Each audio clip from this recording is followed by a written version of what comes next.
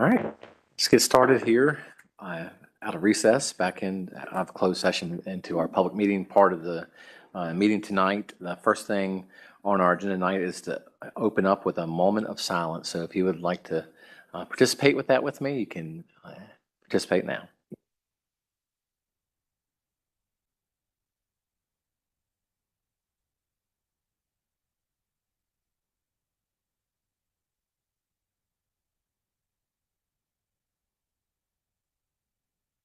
Thank you very much. Next thing on our list is the Pledge of Allegiance. Will you stand with me?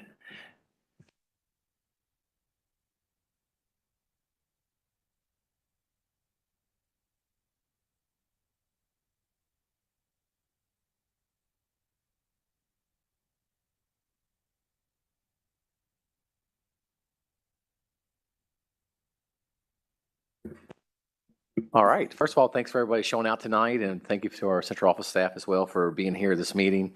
The first thing on our list tonight is with board highlights, and I'll start with Miss Jackie Lohr this time. Thank you. I've been super busy. I'll probably forget half the things I did, but I was able to go to South River and join them for a walk to school event, which was super cool, and then got a tour of the school. It's always so great to see the little kiddos come into school first thing in the morning. They even had horses there, and I believe Dr. Shiflett and Chair Cross joined me as well. And it was a great day, and I thank both of you guys for coming as well. I've been getting kids ready the end of the week. Several members of our community will be going to the Big E for a contest, and the Big E is in Springfield, Massachusetts. It's kind of a regional FFA contest. It's the big exposition, and it's like the state fair for New England. So they'll be representing Virginia. I think we've got several teams, and I've been working with a couple of them to get them ready. A couple of kids doing ag science fair, so they're all excited about that. So please keep them in your thoughts and prayers as they travel this weekend. They'll be gone, I believe they're going Thursday, coming back Sunday. And then today we were able to, it's been a busy day. I was able to go to the regional program special ed committee meeting. That's my school board assignment. And we had some great discussion, and I learned again how hard it is to find people to teach special ed, and then the specific requirements of special ed, like speech pathologists, sign language interpreters. These are really hard jobs to fill. So I appreciate all the work our HR department and our SPED department does to fill these positions. And I thank everyone who works in those positions, because it's a hard job. And I get, then Sarah and I were able to go to Plains, and I'll let you talk more about that, and I will stop talking. But it's been a great couple of weeks, and thank you guys. Thank you, Ms. Lohr. Ms. Hurst? Yes, I want to highlight the program that Ms. Laura and I went to see out at Plains Elementary School. They house one of our Strong Starts programs, which is for children who need maybe a little bit of a different approach to education as they're getting started in their journey. So for pre-K through grade 1. And I was just blown away. We got to hear a personal story from a parent who Zoomed in to meet with us. And it was one of those success stories where, and I wasn't aware of that this program we have is brand, it's 5 years old, but it's, I was asking questions like, is this like a statewide program? Is this a federal program? No, this is like a program that Rockingham County grew up and created on their own, and it's now being a model used across in other school divisions, that they're looking at the successes that we're having in Rockingham County, and I just think that's incredible. And so we got to hear a personal story from one of the parents of a child who started in the program and graduated through the program and just has had tremendous success And I got to just see the inner workings, I think, and get a good look. And then we had a tour of the program and met a couple students. I mean, I was just blown away. And it was, as a former classroom teacher, I've taught first and second grade, and we needed that program when I was teaching. We really did. And I'm so happy that we have that program, and that hopefully we'll be able to expand it, develop it a little bit more. But kudos to all of the people who that was their baby, that they birthed. This idea is just really incredible, and it provides the supports that some of our really truly struggling kids really need, and gives them a strong start, as the program says. So I was really excited to take part in that today and hear a lot more about that program. Thank you, Ms. Hurst. Ms. Cave? So Mr. Cross and I got to visit East Rockingham High School last week and to check out their lab school program there. And they're off to a really good start. To go in there just a few weeks into the school year, I was a little panicky about having 50 students in one classroom, because one of the things I would love to see within all of our schools are smaller class sizes. And so I'm a little nervous with, having 50 kids in one classroom. But I mean, the teachers in there they jive with one another. They play off of one another. They work together. And I think, just speaking for East Rock, they have some really strong teachers in there that are going to be really good for the program. The students were excited to see us when we went in. I knew several of them, and they quickly came to us and sort of told us how their day went, and we got to be there for their physical education part, which was really cool too. And it was a beautiful day outside, so that was exciting to get to sit through, stand through really, and witness all of that, and even just to get to sit in on the English part of the day.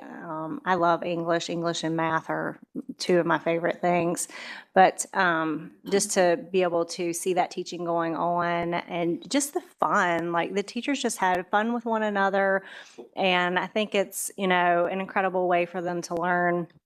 So it was fun to get to sit there and see all that. And we got to ask a ton of questions, and we didn't interrupt the classroom though, but the teachers there were so just forthcoming with everything, even, the things that they don't have figured out yet that we're looking to figure out in the next couple of years. It was a good time for learning for us, and just excited to see that program. It's a different way to learn.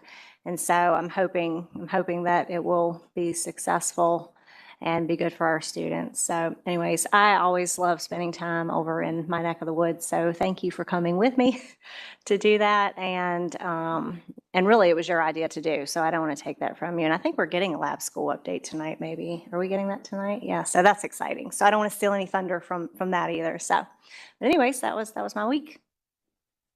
Thank you, Ms. Cave. Ms. Bergelin? I have a couple highlights. So one of the things that I've been involved with just at my kids' school is their PTO organization. And I really, just seeing the staff and the parents come together to try to support the teachers. I just left a PTO meeting before I came here, and, hearing the parents and everybody start to plan for, okay, the holidays, what are we going to do for them? How are we going to thank them? Because we already know, right? It's like fourth week of school. We already know the hard work that is coming. And so watching these parents and the ladies on the PTO with me just pre-plan for all of that. And there's just ideas and ideas and ideas. And I think we text and email each other like every single day. What about this? What about this? So I love seeing that. It does make a little community within your school.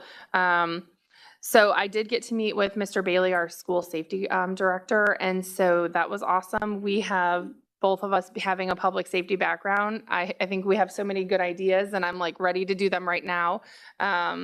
So that has a very, very promising future, and I'm really excited about all the school safety measures that are about to come. So I coach cheerleading for third and fourth graders for Parks and Rec, and there's like 215 girls in the program, and they're all kids in RCPS schools and our elementary schools.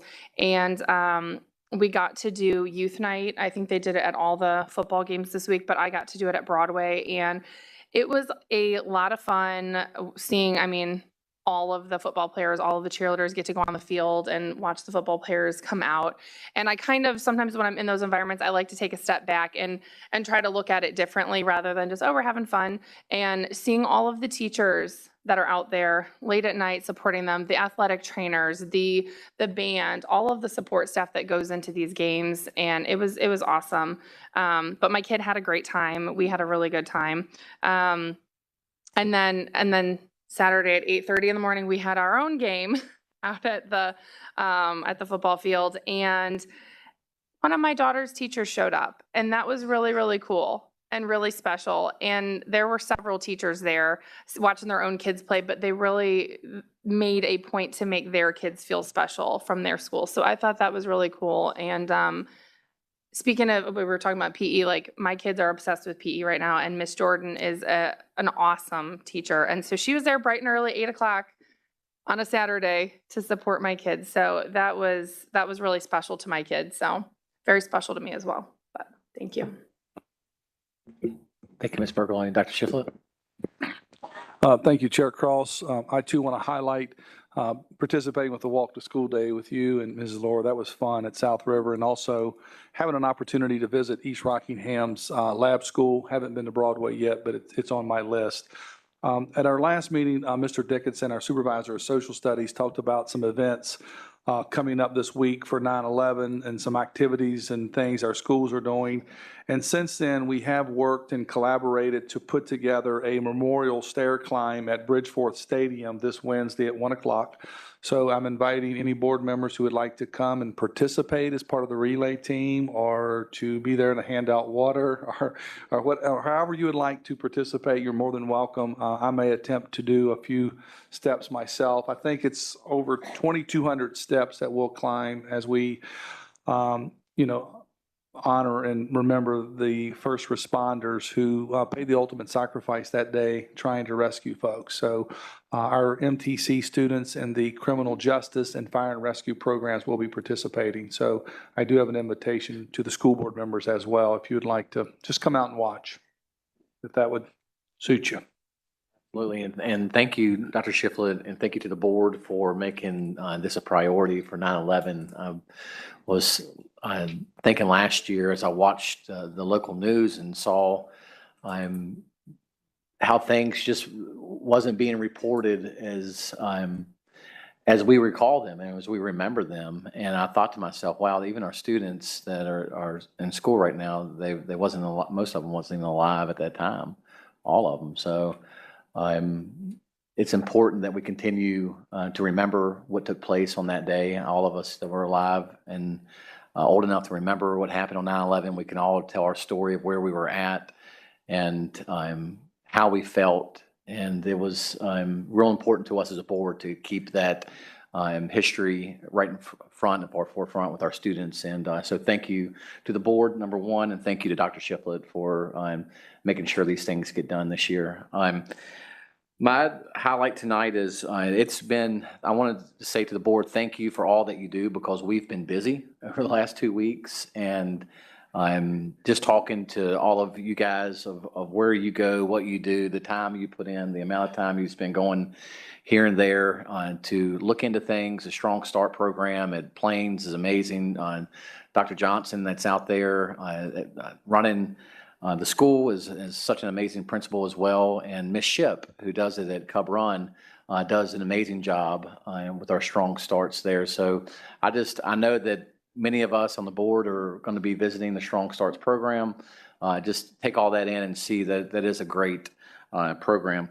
I had an opportunity to visit, as Ms. Cave said, out at East Rock, see their lab school, something that Governor Youngkin initiated, and Dr. Shiflett went twice, I believe, down to Richmond and advocated for RCPS to be able to bring the lab school here to Rockingham County. This is such a great opportunity for our students here in Rockingham County. When we talk about education, what we're doing in education, this is big. This is a great opportunity for all our kids. And one of the greatest parts that's about this program is that it's a lottery system to get into the program. So whether you have an IEP or whether your GPA average isn't as great as some other students, if you want to get into this program, you put your name on the list, and really they turn a wheel and they pull out your number, and if you get picked, the first 50 kids out of the program, that's who gets in the program. So that's an awesome opportunity for all of our kids to have an opportunity to either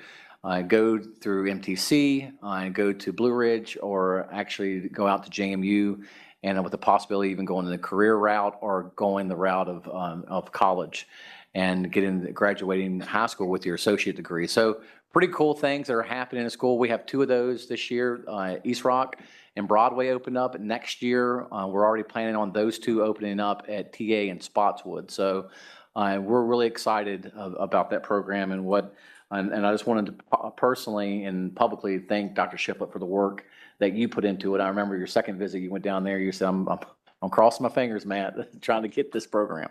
So thank you for all the work you put into that. It was, we appreciate the work you put in for that for our community. Yeah, I've been to a few other schools. I also want to thank you for the beginning of the school year, everything you've done, all the work you've put in. Just thank you. Not too many people, superintendents, would do that, what you've done, and publicly just want to say thank you for all that as well. First thing tonight on our action items is to approve the minutes for the August 26, 2024 and the August 28th, 2024. And do I hear a motion for that? I move to approve the minutes of the August 26 and August 28, 2024 meetings as presented. Thank you, Ms. Hurst. Do I have a second? Second? Thank you, Ms. Lohr. Any questions, comments? Hearing none. All those in favor say yes. Yes. All opposed, no. All right, motion passes 5-0. All right, next on our list is bills and mileage, August 2024. Dr. Shiflett, I believe you have that. Yes, Chair Cross and board members, I recommend approval of the August 2024 bills as presented. School board hearing recommendation of the superintendent. Do I hear a motion to follow that recommendation? I move to follow the superintendent's recommendation to approve the August 2024 bills as presented. All right, do I have a second? Second. Give Ms. Burgoyne. Any questions, comments on that? Hearing none, all those in favor say yes. Yes. All opposed, no. All right, motion passes 5-0. Next on our list tonight is field trips. Dr. Shiflett, you have that as well. Yes, Chair Cross and board members, I have several field trips for your consideration. Turner Ashby High School, FCCLA Leadership Institute, October 24th through the 28th for students, Anaheim, California. TSA Leadership Conference, November 15th to the 17th, 6 to 8 students, Hartfield, Virginia. And Rockingham Academy, Ecology, this is agriculture class, October the 19th to the 21st, 8 students, Tylerton, Maryland. And I do recommend approval of these field trips. All right. School board, to hear a motion. I move to follow the superintendent's recommendation to approve the field trips as presented. Thank you, Ms. Hurst. Do I have a second? Second. Thank you, Ms. Burgoyne. Any questions, comments? Hearing none, all those in favor say yes. Yes. All opposed, no. Motion passes 5-0. All right, next on our list tonight is Mr. Steve Reed. Good to see you here tonight.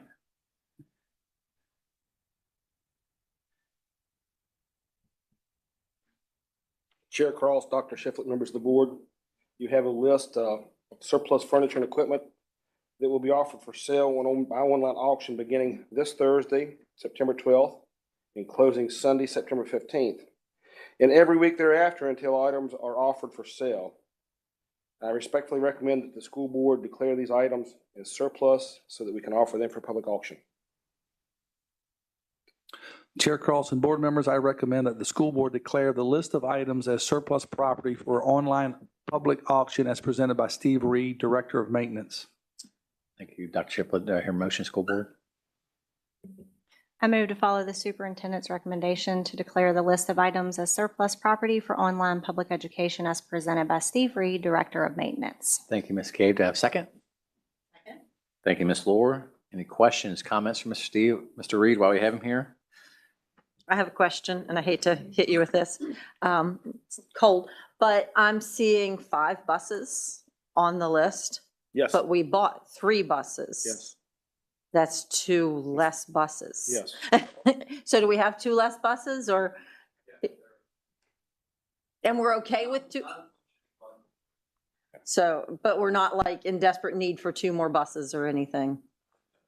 Not in desperate need, but next, at budget time, remember that we're down 2 already. Yeah, Okay. I think the problem was finding the drivers to drive the 2 extra buses if we found them, correct? I'm sorry for your luck. Because, yeah, even I got a call. Hey, can you drive her out? It's like, well, I don't really want to drive her out. I am driving a field trip, though. So, but yes, we need some bus drivers. So let's see what we can do to recruit for that. And we'll talk. I've got some ideas about that. But yeah. Any other But- questions? All right. All those in favor say yes? Yes. All opposed, no. Motion passes 5-0. Thank you, you. Mr. Reed. Appreciate that.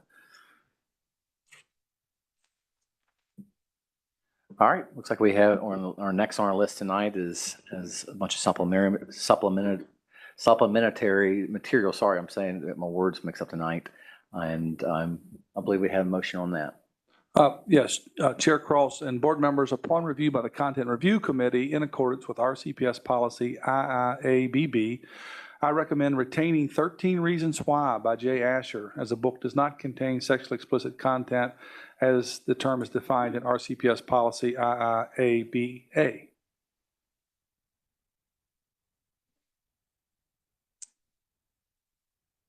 All right. I move to remove 13 Reasons Why by Jay Asher from the supplementary materials at RCPS for containing sexually explicit content as that term is defined in policy IIABA. Second? I second that. And do we have any questions or comments on this? Okay, hearing none. All those in favor say yes. Yes. Yes.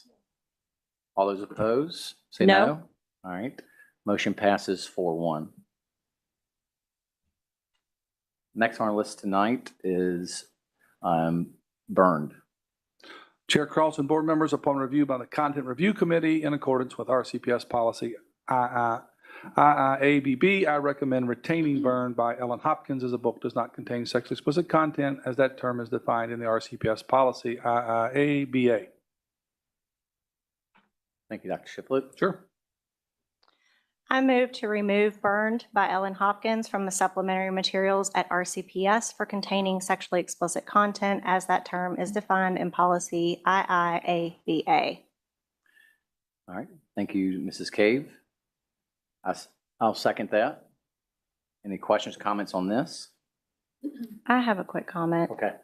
On some of these books I went through, I've read all of them, but on some of these books I, at some point, started documenting where the explicit content is, because I think, you know, when you look at this from the outside and you say, well, how much material was it? What was it like? And all of those things, we all have lots of questions. So I have the page numbers written down for a few of these books that we'll be talking about tonight and voting on. And for Burned, content that is sexually explicit as defined in our policy, you can find that on page 3, 16, 122, 125, 327 to 328, 372 to 373, 378, 415, 440, and 449. Now, one thing we discussed is there may be different additions to these books, different, I don't know if you call it copyright dates or whatever it is. So you may read a book that it's not that specific page. So I actually have documents that have all of those excerpts recorded, and I am willing to share them with whoever would request them. So if the page numbers, as you so wish, if you went back and looked at these books, if they do not match up with something you think sexually explicit, I can give you the specific excerpt that we are referring to. That's all. Thank you, Ms. Cave. Yeah, that's one of the things with having the public in the public meetings, talking about the excerpts, having students in the room and people that are young, that many of us feel that it would be inappropriate to even share the comments that are out of the book. So we do have those pages. If you would like to even look them up yourself, you can go and do that as well. So you have a second? Any other questions, comments on Burned? Hearing none, all those in favor say yes. Yes. All those opposed say no. No. Motion passes 4-1. All right, next on our list tonight is Glass. Chair Cross and board members, upon review by the Content Review Committee in accordance with RCPS policy ABB, I recommend retaining Glass by Ellen Hopkins, as the book does not contain sexually explicit content as that term is defined in RCPS policy ABA. According to the review committee. Yes, according to the review committee. Yes, sir. Yep. Okay. Yeah, these are all their recommendations. Okay. All right, no problem.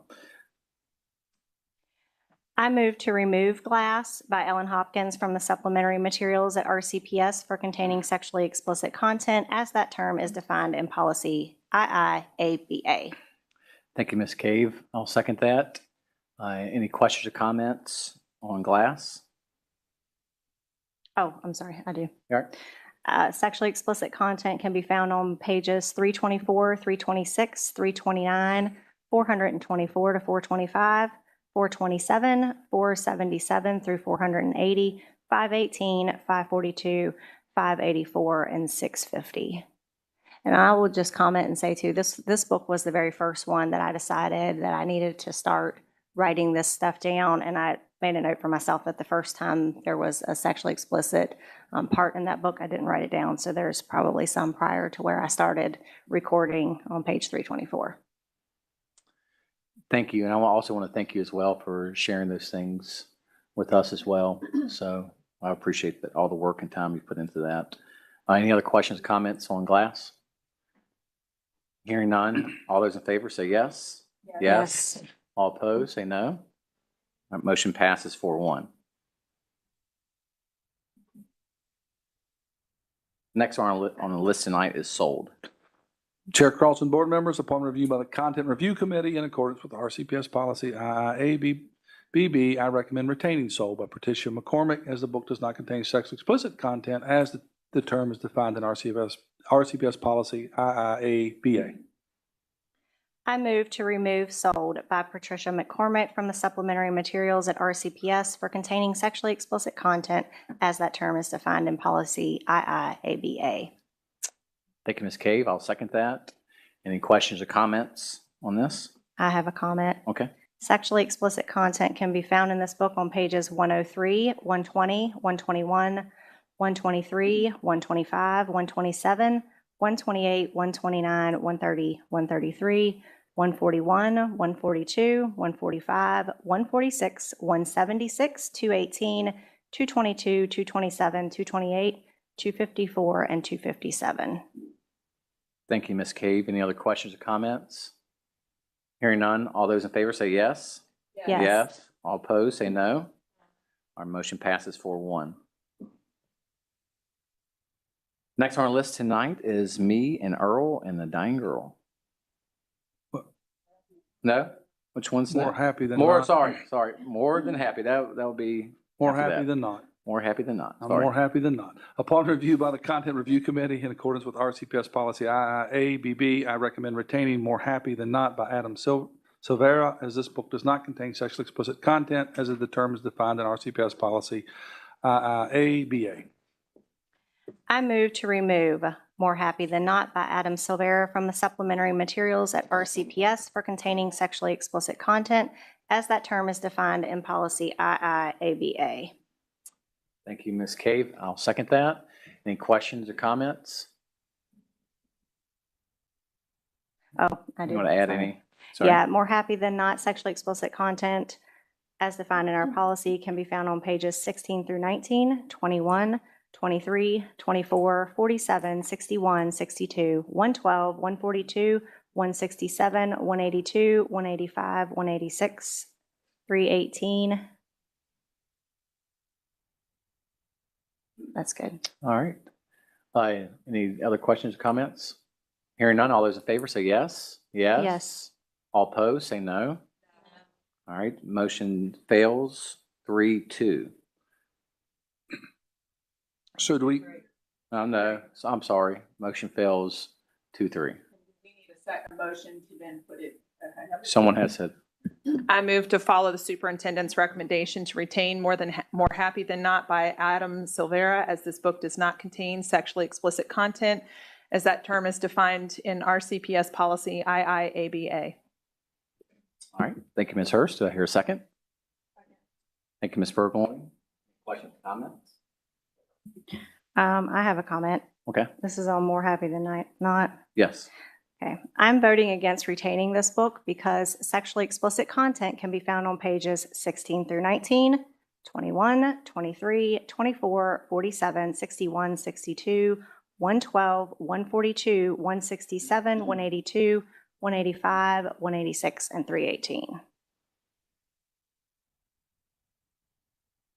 Thank you, Ms. Cave.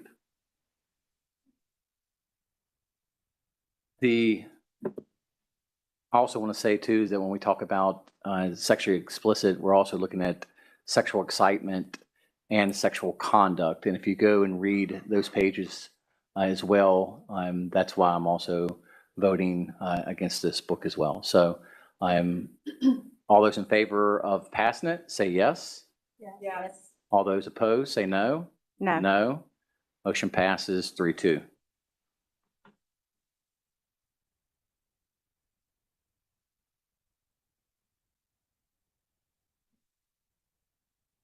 All right, that should be. okay. Chair Cross and board members, upon review by the Content Review Committee in accordance with RCPS policy IIABB, I recommend retaining Me and Earl and the Dying Girl by Jesse Andrews, as this book does not contain sexually explicit content as determined, as that term is defined in RCPS policy IIABA. I move to remove Me, Earl, and the Dying Girl by Jesse Andrews from the supplementary materials at RCPS for containing sexually explicit content as that term is defined in policy IIABA. Thank you, Ms. Cave. I'll second that. Any questions or comments on this? I have comments. Sexually explicit content can be found on pages 31, 59, 60, 61, 69, 72, 73, 74, 113, 114, 118, 121, 206 through 209, 218, and 240 through 241. Thank you, Ms. Cave. Any other questions, comments? Hearing none, all those in favor say yes. Yes. All those opposed say no. Our motion passes 4-1.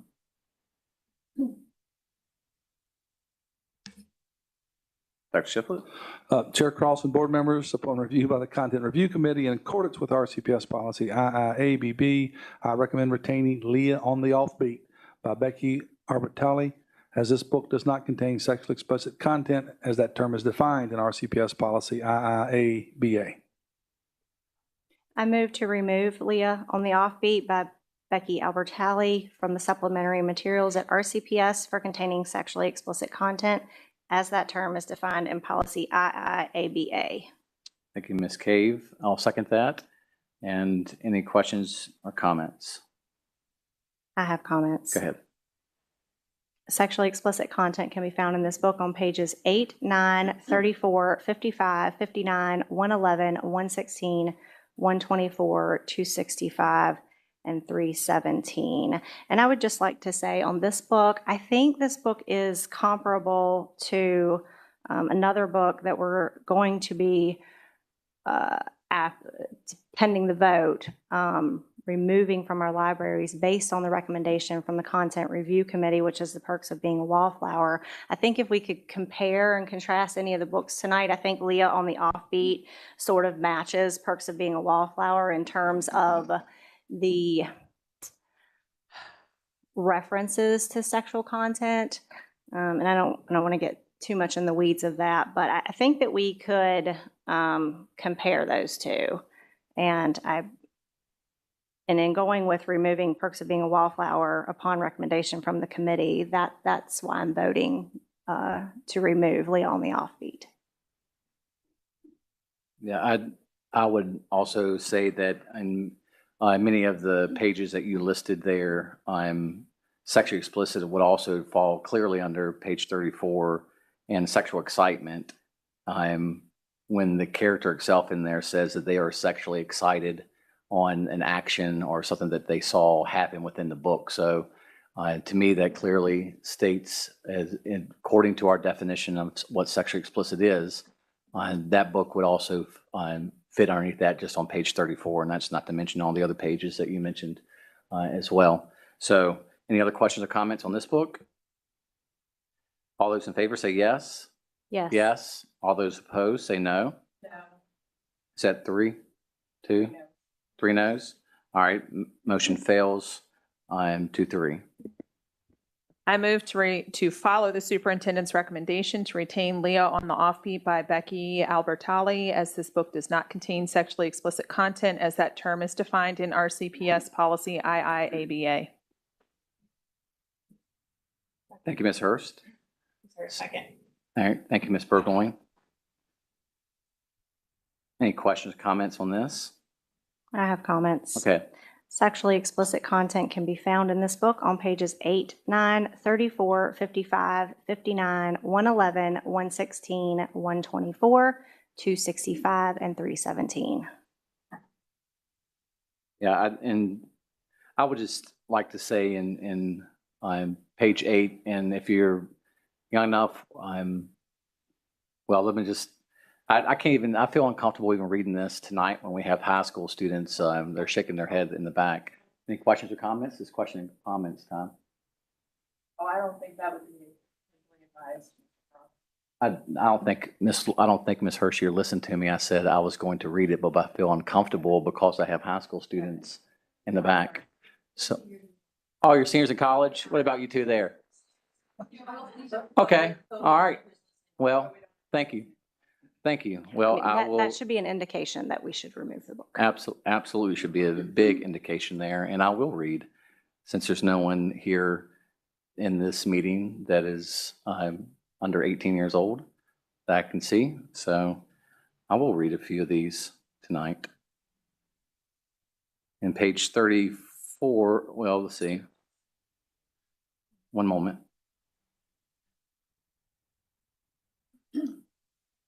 In page 8, I want to read page 8, and I want to read just an example of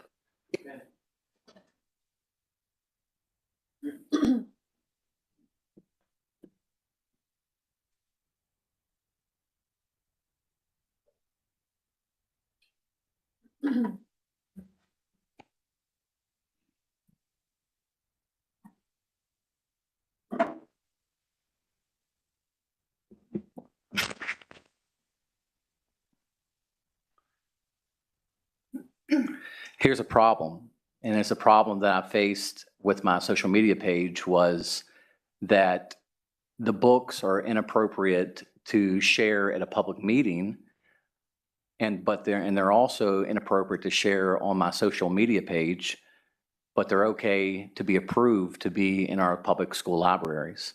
And I have a big issue with that. When we're talking about whether it's legal, we could face legal charges if I read this book out loud at a public school board meeting, but it's okay to go back into the library in our public schools. And if there's nothing wrong with the book, we should all be able to read tonight it from the podium of what's in those books. And I've got a big problem with that. I understand. And that part is very frustrating for me, to see that we can't have a public dialogue in a public meeting, but it's okay to be in the schools where my kids are at. And I know that there are many in our community that feel the same way at that, and that bothers me that I can't even read this out loud tonight, and it's also inappropriate to even put it on social media on a school board page. But actually it's not, because it should be the point that we're able to read what's in our books in our public school libraries at a public school meeting. And that bothers me. Any other questions or comments tonight? All those in favor say yes. No, I'm sorry. I'm sorry. Go ahead. Motion to follow to retain Leah on the offbeat by Becky Albert Alias. This book does not contain sexually explicit content as that term is defined in RCPS policy IIABA. The motion is to retain. All right, all those in favor say yes. Yes. All those opposed say no. No. Motion passes 3-2. All right, next. Chair Cross and board members, upon review by the Content Review Committee in accordance with RCPS policy IIABB, I recommend the removal of The Perks of Being a Wildflower by Stephen Chbosky because the book contains sexually explicit content as that term is defined in RCPS policy IIABA. I move to follow the superintendent's recommendation to remove The Perks of Being a Wallflower by Stephen Chbosky because the book contains sexually explicit content as that term is defined in RCPS policy IIABA. Thank you. I'll second that. Any questions or comments? Hearing none, all those in favor say yes. Yes? Yes. All those opposed, no. All right, motion passes 5-0. Chair Cross and board members, upon review by the Content Review Committee in accordance with RCPS policy IIABB, I recommend the removal of 19 minutes by Jody Picoy because the book contains sexually explicit content as that term is defined in RCPS policy IIABA. I move to follow the superintendent's recommendation to remove 19 minutes because the book contains sexually explicit content as that term is defined in RCPS policy IIABA. Thank you. I'll second that. Any questions or comments? Hearing none, all those in favor say yes. Yes. Yes. All those opposed, no. All right, motion passes 5-0. All right, that leads us into our informational items tonight, and Mrs. Dr. Amy Painter is here to talk about growing our own presentation. Thank you, Ms. Painter, for coming tonight, and I also want to say publicly thank you for all that you do for RCPS as well. You're welcome. Good evening, Chair Cross, Dr. Shiflett, members of the board. Tonight I'm going to be presenting a little bit on how we are growing our own.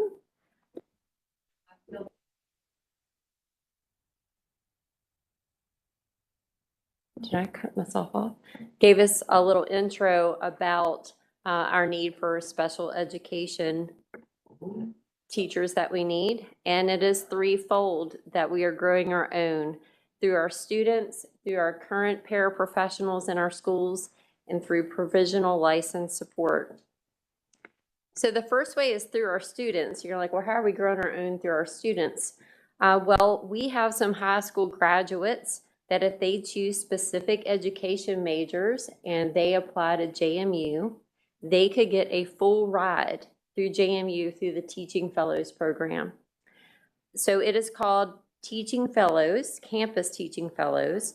It's an invitation-only program designed for RCPS high school graduates who want to become early childhood, elementary education, or special education teachers.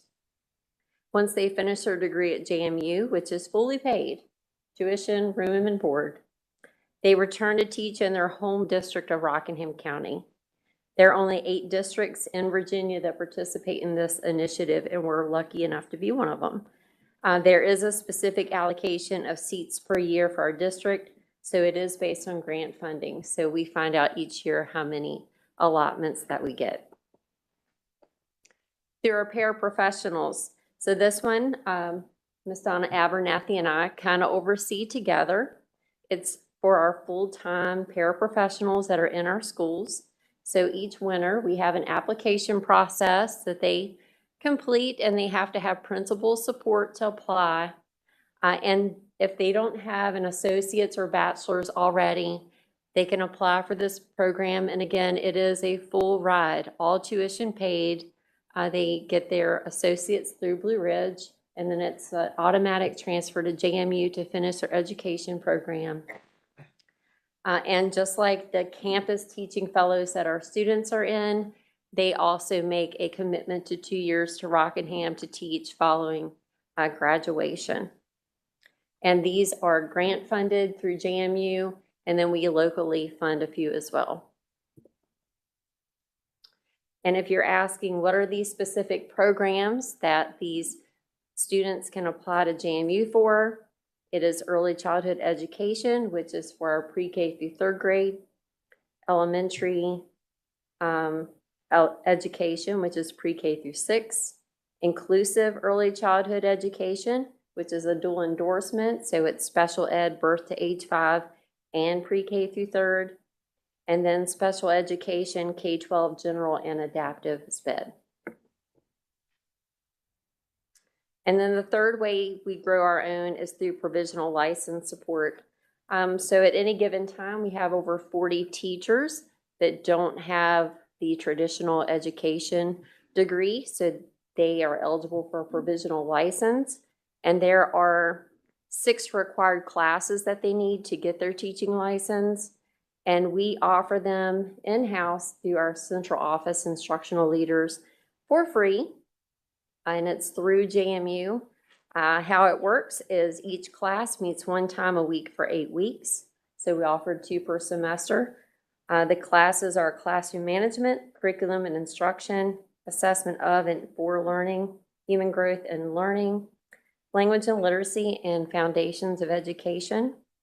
All the assignments and assessments are job related, so it's not the traditional busy work. It's things that they're actually going to use in their classroom. And there's alignment across all 6 courses. And then how are we reaping what we sow? So our first group of high school graduates are now teachers. So McKenna Massarella teaches 2nd grade at Elkton Elementary School, and that's a school that she attended as a child, so she was super excited when she received that placement. And Katie Mozingo teaches social studies at Elkton Middle School, and we're excited to say that we have 14 more of our high school grads in this program. Our first group of paraprofessionals are now our teachers. Katie Baker teaches 4th grade at Riverbend. Melanie Dively teaches 2nd grade at Audubon. Nicole Wagner teaches SPED at Spotswood High School. Sarah Wood teaches SPED at Montevideo Middle School. Leah Hall teaches special education at Broadway High School. Sherry Swecker teaches early childhood special ed at Riverbend. And we have 27 more paraprofessionals in this program. 11 of these are actually just starting this semester. And then our provisionally licensed teachers are taking advantage of our courses.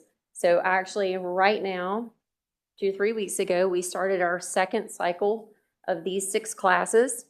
So classroom management is going on right now. We have 13 teachers in this class, and it's being taught by Liza Kaufman and Kamala Kite.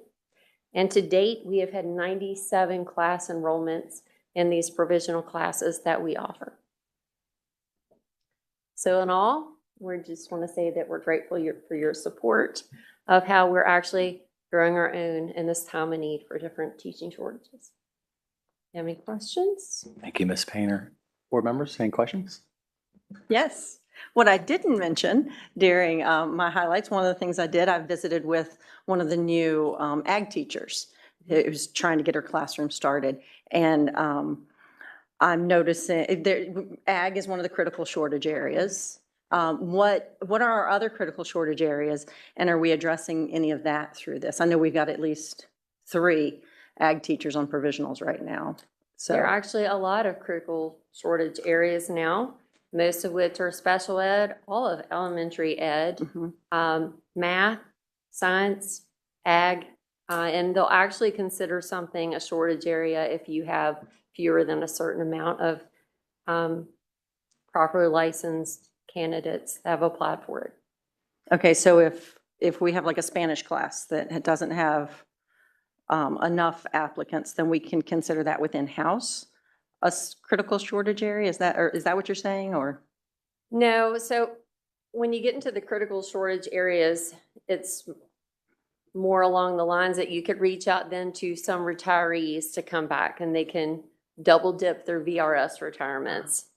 So that's what critical shortage areas mean to them. But basically all areas of education right now, there is a shortage, but especially the special ed.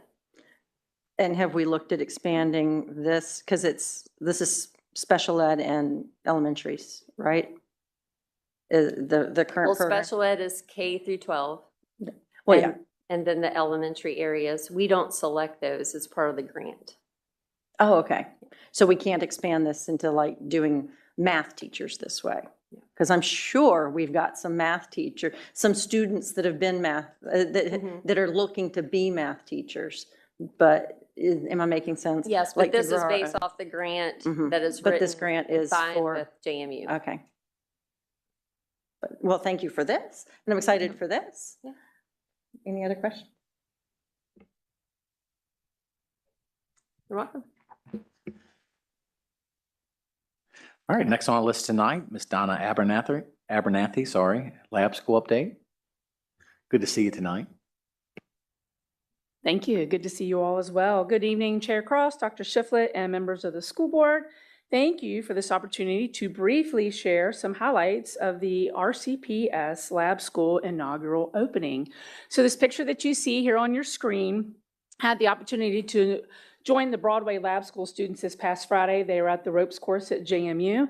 Timing is everything. When I got there, they just finished lunch and they were posing for this picture and rolling out the new banners. So I got to be a part of that. And then they went into the ropes course. So I'll share a few more pictures with you about that in just a few moments. So as you're aware, the two lab schools that opened this year are located at Broadway and East Rockingham high schools. Both programs are full with a maximum of 50 students in each program, and there's 4 teachers in each program. So right now, there's 8 teachers and 100 students. Teachers have spent many, many hours this past spring, so late spring really, and this summer collaborating with each other to plan lessons that integrate their curriculum with each of the 4 classes that they're teaching. The teachers are very excellent and strong in their own right and in their classrooms, and we know growth is hard, and it's hard work trying to integrate 4 curriculums or maybe 2 or 3 curriculums together, and they're doing a great job of learning how to team teach in an interdisciplinary way. There are many realizations along the way of, as they're talking about their curriculum, hey, I teach that too. How can we integrate this and do this together? Which certainly makes that easier to integrate the content. There's also a ton of support. The administrators at Broadway High School and East Rockingham, they provide their support. They meet with the teachers that are in the classrooms often. And as they meet with the teachers, like, what do you need to be successful? Of course, we're 3 weeks in, so we're still learning and figuring things out in this new lab school. But all in all, it's going very well at the moment. JMU supports come in a variety of ways with the director, Dr. Hadley. She leads weekly meetings with administrators, the building level principals, and she visits the programs. And also, I will say that the Spotswood and TA principals have been joining these meetings since this past summer, as well as they prepare to open up the lab school next year at their schools. There's also mentors, graduate assistants, and a counselor assigned to each lab school to provide support. And of course, I'd be remiss if I didn't mention the gracious funding that's been provided by the governor's office for lab schools to be available throughout the state. So I want to highlight some of the lessons and activities that have occurred in the first 3 weeks of school.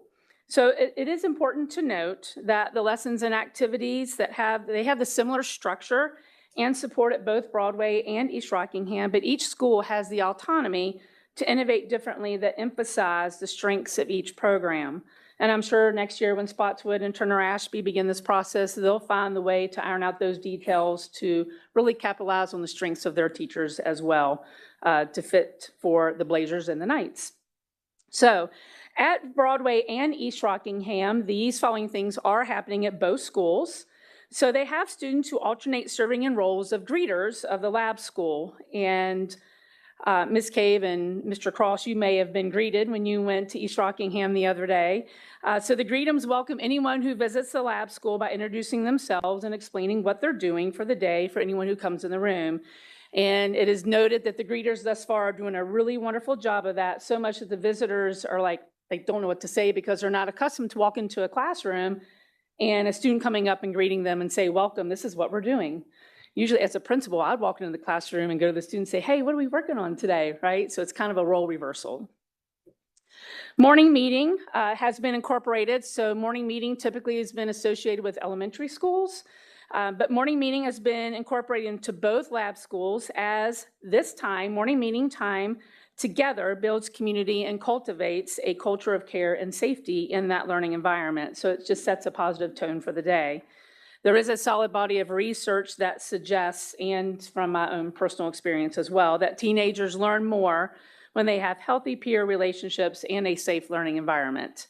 And I interviewed a few students the other day when I was at the ropes course, and 2 of the 3 actually mentioned morning meeting and how much they love that. So specifically at Broadway, a few items there. Teachers have facilitated a debate where students chose their topics. One such topic, which I think you all might be interested in, was the new cell phone policy. And there was many passionate student statements about the support of the ban. So just wanted to share that piece with you. Students have created a hypothesis of why grass seed doesn't grow under pine needles, so their experiment is ongoing as they use dried needles and then boiled needles to test their hypothesis. Students have engaged in a project where they brainstormed and discussed issues they had experience with in the middle school. They had small group discussions to problem solve and then got into groups based on their shared problems or solutions. They worked in teams to prepare presentations and presented to a real-world audience of JMU faculty and students involved with the middle school and secondary education. The students presented very well and voiced their opinions about issues that they were concerned about. And lastly, one of the highlights at Broadway, upcoming activity with PE and World Geography. Students will create their own city and their own unique sport. So their own unique city, their own unique sport for the culture of their city that they've created. So students will make the rules of their sport. They will vote on which sport that they like the best, and then they'll play their unique sport that goes with their unique city. So I'll have more information on this the next time that I get to give an update, probably in 2 or 3 months or so. Specifically at East Rockingham, every day between 7:55 and 8:15, students have been engaging with early bird wellness. I love this idea. This time allows students to play card games, board games, yard games, inside or outside, and just get them to socialize in a positive way. Uno has been the most popular, and it's good to know that puzzles are making a comeback. So they're just coming in and working on puzzles together. And thinking about the future, the English teacher at East Rockingham has had students write letters to their future selves that they will read on their graduation day 4 years from now. And they're working on writing proper emails. They have worked with students on measurement skills, such as using a meter stick, stopwatch, converting units in the metric system, and using scientific notation. Once they practiced in the classroom on many whiteboards, little small whiteboards, they completed a science lab in the gym where students had to measure their highest jump. They had to measure the length of the gym in meters, and they had to time the fastest person in their group from half court. Then they had students complete a claim evidence justification on how many students laying down would cover the gym from one end to the other. And students are starting to transition into project-based learning, where students have to research the different types of energy resources like solar, wind, and fossil fuels, and determine which one is the best with specific quotes or data points. Then students will be presenting this information to a local panel of teachers there at East Rockingham. And then both schools, again, there's a big culminating thing for the first 3 to 4 weeks of school. They are coming to visit the JMU ropes course. So again, Broadway went there this past Friday. It was a beautiful day. They couldn't have ordered up better weather for that. They had an amazing time. East Rockingham goes this Friday to the ropes course. So they're doing team building activities, and there's a lot of teamwork on that ropes course as well. I didn't realize that until I was watching them, and they have to pull together and they have to maneuver these things. You'll see some pictures in a minute. But this certainly elicits them to work in a collaborative spirit in order to continue emphasizing the importance of communication, collaboration, creativity, and teamwork in a manner that allows students to work in a capacity that is both physically and mentally stimulating. So here's just a few pictures, snapshots from the JMU rope course. So you have a student, Ellie, on the bottom right, and Mr. Ernie. They're kind of sizing things up and kind of watching to see what others do before it's their turn to climb up the nets. And you can see where they are working in teams. The top left picture, you can see where someone's leaping over. And yes, they are harnessed. Don't worry. They are harnessed and have helmets. So where they're leaping over onto the plank and with some assistance from some of their classmates as well. And here's someone on the right climbing up just to get started. Bottom left, some guys, they are ready to go. They are all harnessed up before they get ready to go up the net. And then we get a thumbs up at the top from one of the students, so they're ready. I did have the opportunity to speak with a few students on Friday, Broadway students, when I was there at the ropes course, just asking them, tell me about lab school. What do you think? How's it going so far? We're 3 weeks in. So this is Lee. So Lee says, I think the lab school is a lot different than regular schooling. Like we have a morning meeting, supposed to be meeting in there every day. We usually don't have that regular school, like having all of it. So I think it'll work out pretty well. Anella says it is very interesting. I think it is actually really good and helpful because you'll get more of a sense of how to communicate and actually how to work with real life and people itself. So I think it's good with all the teamwork and the projects that we do. So it does help a lot with all that and very fun too. It's not bad. And then Ava says, okay, lab school is really a great opportunity for many students. Like it doesn't have a specific set of students that they aim for. It's open to all people in all the grades. And I think that's really cool. And it's a lot of different from regular schooling because we have morning meetings and such.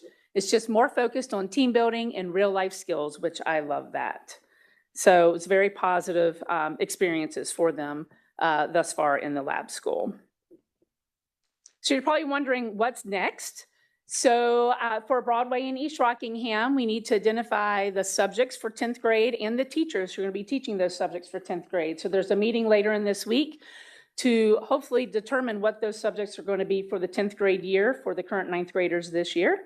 And then begin writing and integrating that curriculum with the 10th grade teachers, which they have a huge head start based on what our 9th grade teachers had this past year because they literally had like 3 months to work together.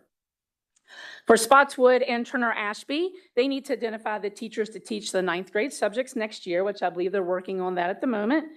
Meet with the current 9th grade teachers at Broadway in East Rockingham to discuss curriculum and just to hear like what their ideas are to get off on a positive start and determine their learning space. So again, they're looking at the different classrooms about what that learning space can be for the lab school.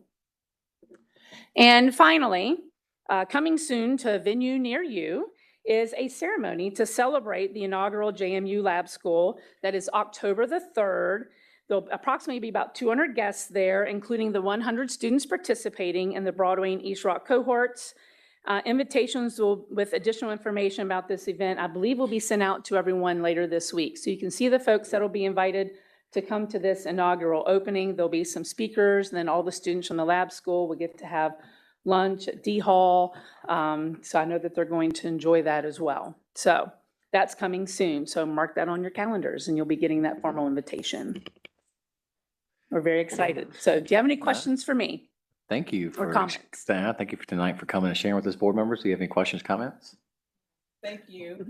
And especially thank you to everybody in the launch. Yes. I know that was a tremendous amount of work setting it up, and y'all will be making tweaks as you go, but great job. Really excited to see what happens with this program. Yeah. We are too. There's a ton of support that comes with this, and we couldn't be more grateful for all that. Thank you. Yeah, thanks. Thanks. All right, thank you. Dr. Shipley is next on our list tonight with the dress code policy update.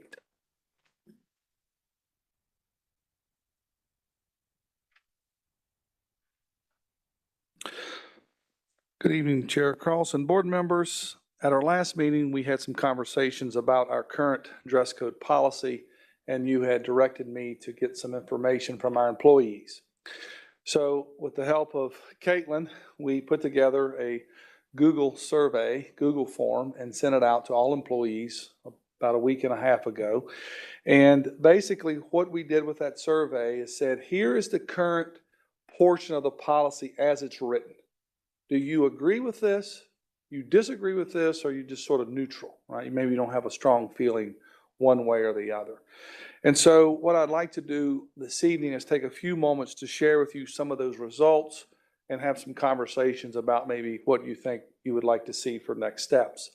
So 61, so we had 720 respondents, okay? 720 responses. And of those, 61% were teachers, faculty or teachers, 30% were like classified staff, and then some other, and then a few building administrators. So just to get a sense of who is kind of sharing their thoughts on this. So which of the following best describes the students you work with regularly? All right, so almost half would be elementary, and then the other half would just be about secondary, middle school, high school. So you can see the breakdowns and how they work out kind of somewhat almost evenly. So the following dress attire is prohibited. Okay. Clothing which exposes undergarments. 90, does that say 90? I get my glass. Yeah, 90%, 90.1% of folks said, yep, I agree with that statement. We don't want that. So that's part of it. Okay, very good. The following dress attire is prohibited. See-through apparel. 94% of folks said, I agree with that. Right? Or that they like that part of the policy. Clothing that exposes the midriff, lower back, cleavage, or bare chest. 82%, 82.9% folks agreed with that particular prohibition, if you will. Strapless tops, or tops with spaghetti straps. 67% of folks. So maybe didn't feel as strongly about that as compared to some of the others. Okay. The following dress attire is prohibited. Dresses, skirts, pants, or shorts that are shorter than the student's mid-thigh. About 66% of folks agreed with that particular prohibition. The following dress or attires are prohibited. Hats, hoods, or head coverings inside the building unless they are required for religious or medical reasons. 54% of folks agree with that. And since that was one where we were like just a little over a majority, we said, how did that break out between the three different groups? Elementary, 63% agreeing with that policy. Middle school, 62%. High school, 34%. Right, so you see a change in mindsets of elementary, middle, high, right? And thinking about if there are, if the board has a desire to make changes, there could be some changes for elementary, middle, or high, right? It could be different. Doesn't all have to be one size fits all. Sunglasses or other obscuring glasses inside the school building, unless for medical reasons, 84% of folks were feeling that was pretty supportive. Spiked accessories or wallet chains. And so 58% of folks, so, just a little over half were in agreement. So we broke this down as well. Elementary, strongly 65, 60 for middle, and then 46 or 45 for high school, having some feelings agreeing with that. Extremely tight pants worn without clothing which covers the student to the mid-thigh, including but not limited to yoga pants, leggings, spandex shorts, compression shorts, jeggings, or tights. So here's a situation where only 39% of the respondents agreed with that particular prohibition. And so we did take a look at that, and it still kind of stayed pretty close within, there wasn't a huge disparity between elementary, middle, and high with that, as maybe you would think. Jewelry, including facial or body piercings, that is actually are likely to be disruptive, distracting, or hazardous to the students or other students in the presence. 43% of the folks were sort of supportive of that or agreed with that. If we break that down, about half at elementary, 43 at middle, and 34 at high school.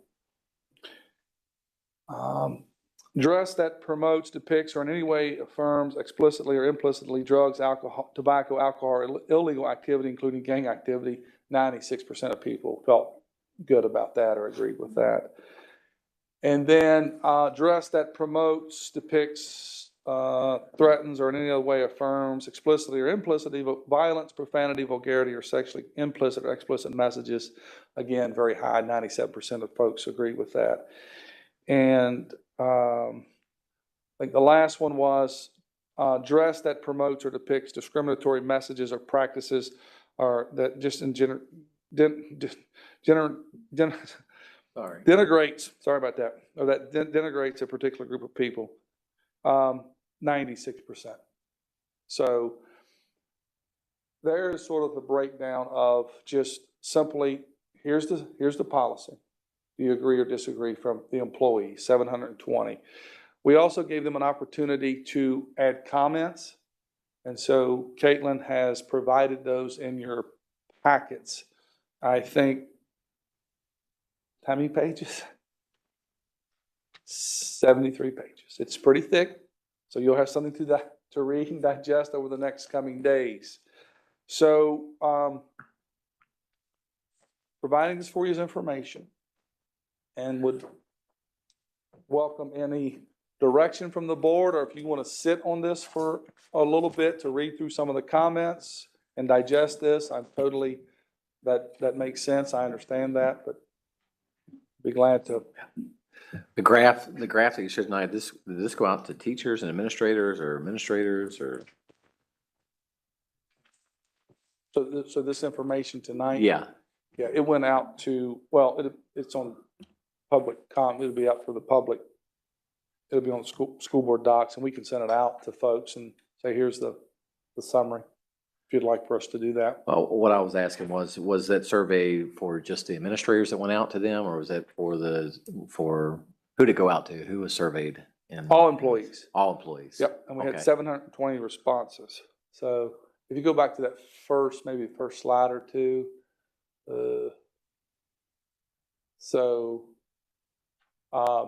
we asked them to identify their role. This was anonymous, but identify your role. So of the 720, 61% of those folks were teachers.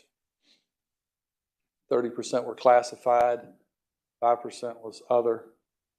I'm not sure what other, and then the smaller percentage would be probably 3.5%, 4% was building administrators. The reason why I asked that is because the last slide, I was just shocked that anyone would vote or say, yeah, it's okay to wear something discriminatory or. Right, no, But thank you for doing Sure. that and for getting feedback for us on this. I have received, I think it's a Broadway teacher that had their students send letters to the board, and been doing my best to respond to all of them. But I think there was 2 days worth of class periods that over 100 emails that I received. So it's taken me a while to get back. I'm going to try my best to get back to all of them. If they're listening tonight, try to respond to all your emails. But thank you for writing the board. Thank you for putting your input in. And I will get back to you the best that I can. I spent a couple hours of my morning last week. I think it was maybe Friday morning. The first 4 hours of my day trying to respond back to them, but we'll get back to them. any other questions or comments? I have just a quick comment on the one on number 11. It looks like pretty much everyone agreed that we should not have dress that promotes, depicts or in any way affirms, drugs, tobacco, alcohol, illegal activity, including gang activity. And I just see the one comment, everybody's in agreement that they shouldn't be wearing that stuff, but the one comment is this should be prohibited, but it is not enforced. And I think that this is, we have a board with a strong desire to get the drug use and the violence out of our schools. And I would really hope that we are enforcing this particular rule to not have promotions of any kind of violence or drugs or, alcohols, on shirts. I get it, as a teenager, I think the things are funny or whatever, and parents can parent however. I would just hope that that is something that's being enforced in our high schools. And I know that's never a fun thing to address someone's, attire, but we would appreciate it. Absolutely.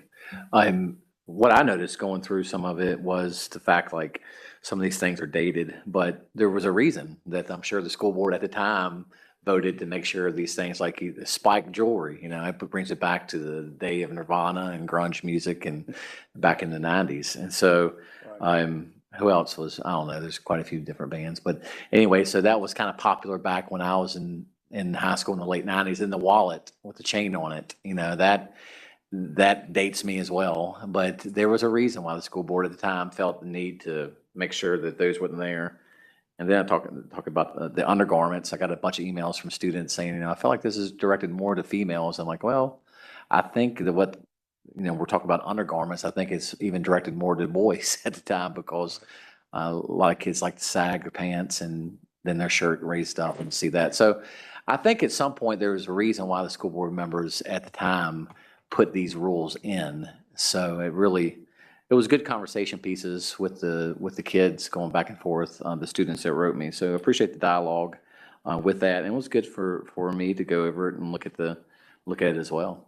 Okay. So, all right. I think you have one more thing. Yes. So I wanted to follow up with a quick update on the comprehensive plan. We're going to switch gears, I think, now, correct? And I'm not going to read this entire presentation again, but since the last meeting, I've had some conversations with board members individually, and they've said, hey, Larry, you forgot something, or what about this? And so I wanted to bring that back to the whole board, right? So it's just out there. One of them is an updated technology plan, and if you will recall at our last meeting, one of our public comments was about the use of technology and revisiting that. And I can say, pretty assuredly, right, I was part of helping roll out the technology. The message never was use technology all day, every day, right?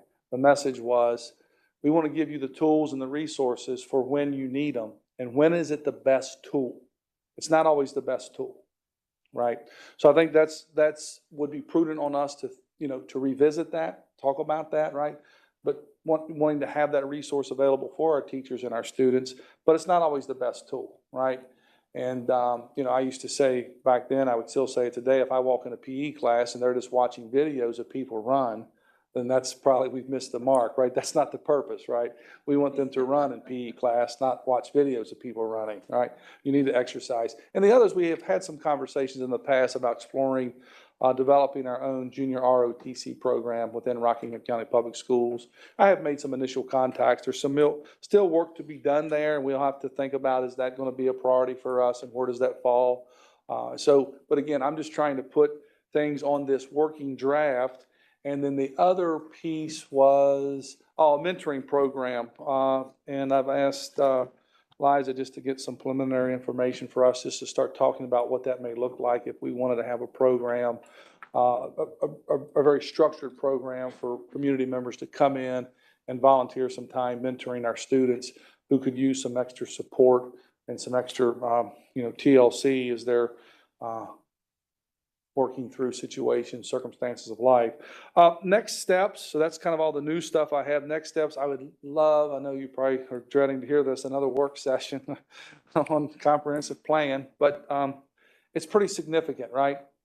We have to sort of set our sails for the next 5 years and then use that document to guide us as we go through budget process and what resources that we need and how we need to govern and take care of our students and our teachers. So I'd like to just put that out there as I'd like to find another opportunity to sit down for, a couple hours with this group, look at what's here, what have we missed, what do we need to reconsider, can we consolidate some of these, do we need to break some of these goals apart, what does it look like? Because at the end, what I really want is a comprehensive plan that will guide our work and it becomes a living document, not something that we put up on a shelf and say, wow, we worked really hard on that for 3 months and it's over there on a shelf somewhere and you may be able to find it, right? But we use it, we reference it. And again, when we get to things like budget, when we have to make hard decisions, we can reference back to this plan and say, is it in the plan? Well, if it's not, then that may have to be the next 5 years or somewhere else, right? There's a lot of great things what we can do out there, but we have limited time and resources. So I don't know if maybe I could get some help from Caitlin to poll you guys with a doodle poll or something and try to find a time to meet a morning or afternoon and kind of get back in on this. I was thinking about in October having a school board leadership retreat meeting. Would this be something that we could do possibly at that meeting there, have enough time still on it? Can we do the retreat in September? Oh, what? I haven't really, because I missed the August meeting, I haven't really given any back on this thing. So if we push it till August, or I'm sorry, if we push till October, we make some edits and changes, we still have to have time to send out to the public for feedback. So I think September is probably a better fit for a work session, keeping your retreat in October, but I think we probably better, my recommendation would be to get work on this sooner. Okay, that makes sense, We can maybe. chew on it some more, we Right, can have yes. dialogue in the community about it, once we've got a final draft, we can, well, not a final, but you know what I mean, like, once we've got it where we want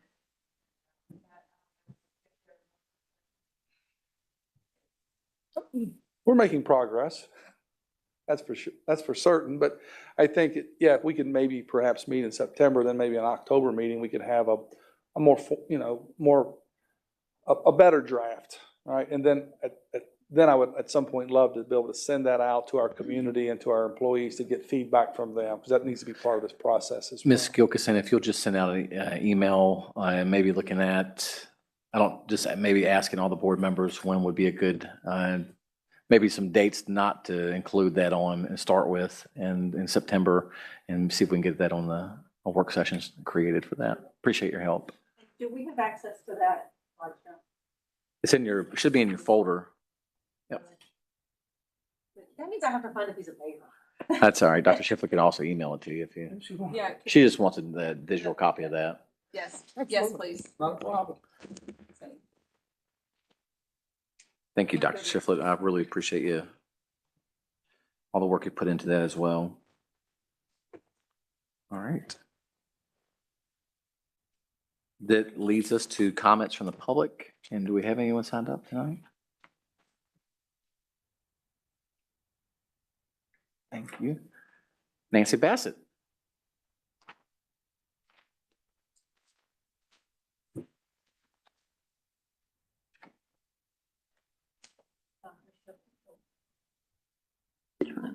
There we go. Dr. Shiflett, Chair Cross, and school board members.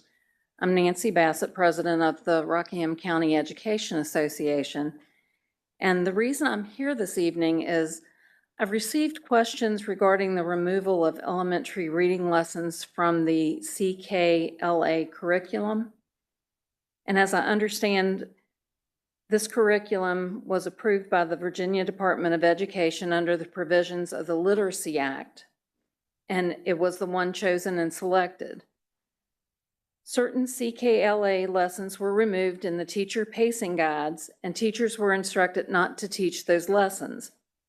I'm passing along these questions because I had no answers for these individuals. So, and I understand that you can't respond in real time, but I do hope that you guys can provide some clarification so that I will know what to tell them.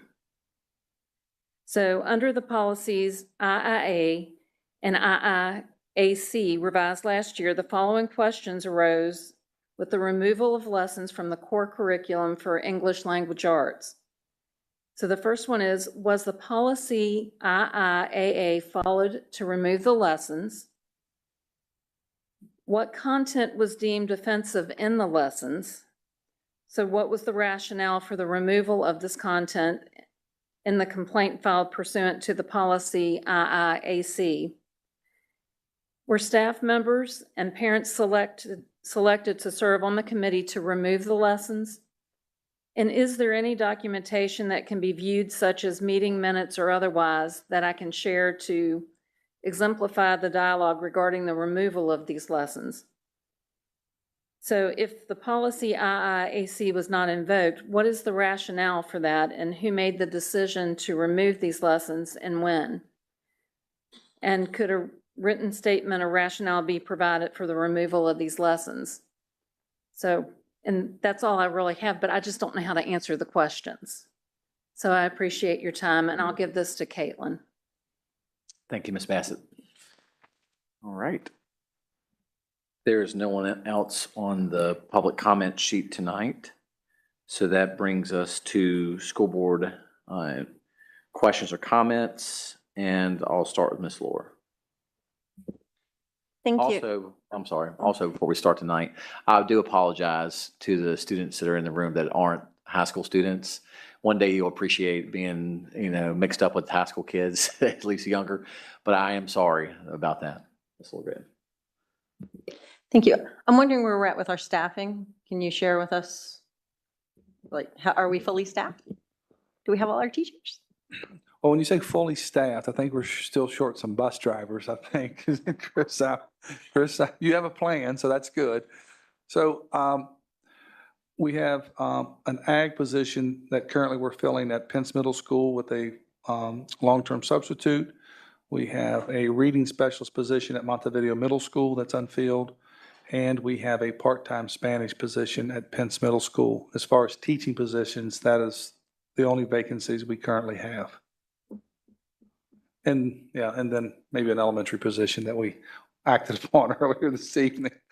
So, yeah, a resignation. So I think we're in a really good space, right? I mean, as far as where we are, we do have some classified positions, some custodian positions that we're trying to fill. But I feel really good with where we are. And again, kudos to Dr. Painter and her staff for all the work they do. And our principals, they're out there trying to recruit and find folks to fill spots. So it's a good question. Thank you. But RCPS is a great place to work, and we do have some openings. So anybody listening, please consider joining us. And right? I'll just take this to just do a quick shout out to Rockingham County Public School Boards, and always thankful to our Board of Supervisors for their funding. But a number of years ago, and I can't remember how many, but probably 15 at least, I had a friend who was driving in another school division. I'm not going to name it.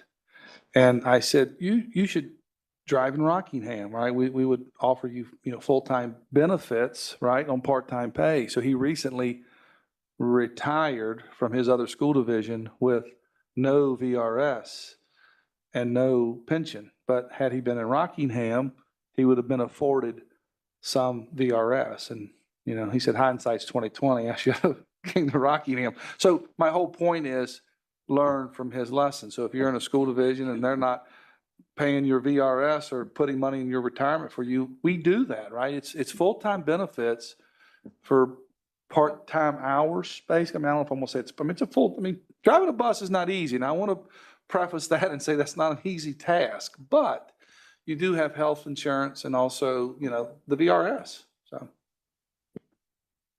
Yeah, excellent. Nothing here. Miss Bergelin? I don't know that anybody remembers, but I had a really hard first 2 weeks of school, but I just wanted to update everyone that my kids love school now. My twins love school. And then I also wanted to share that I also had a wallet chain. So I'm with you, Matt. It had flowers, and I'm going to call my mother and see if she still has it. So it's embarrassing. Thank you. Do you have pipe jeans? Jinkos. Yeah, I did too. Yeah. Yep, they're back in style. Dr. Shiflett?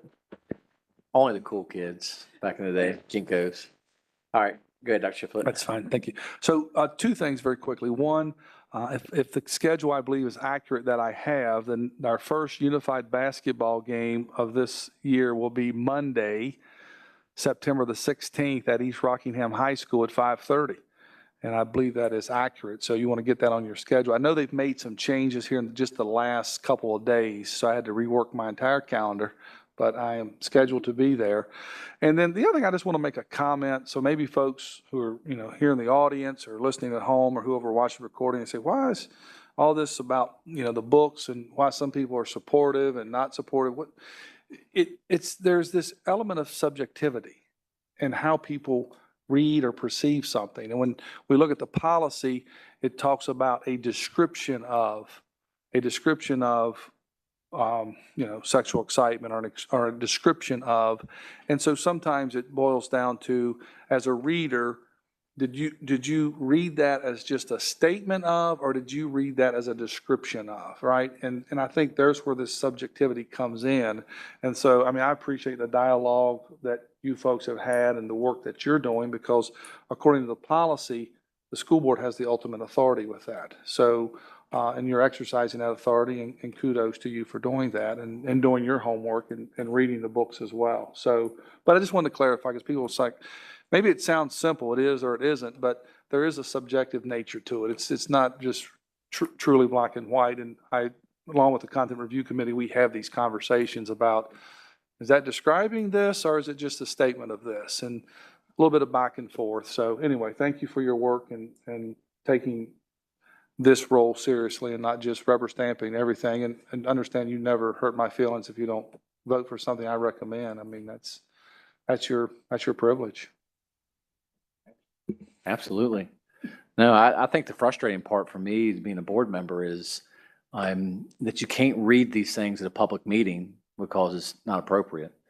And then when I had a Facebook page, I was told that what I posted wasn't good either, but it's in our school library. So it's frustrating as a board member. It's frustrating as a parent in Rockingham County Public Schools that what seems to be appropriate for the kids is not appropriate for public meetings where there's adults and where there possibly could be a kid at. But so yeah, I think that after tonight's meeting, I'll go back to having a school board page to be able to share with the public of what's in these books that I can't say at a public meeting. That way that the public can be aware of what we're voting on and what's in those, and then they can be the judge if it's whether it's sexually explicit or not. The thing is not only is sexually explicit according to the code, but it's sexual conduct or sexual excitement.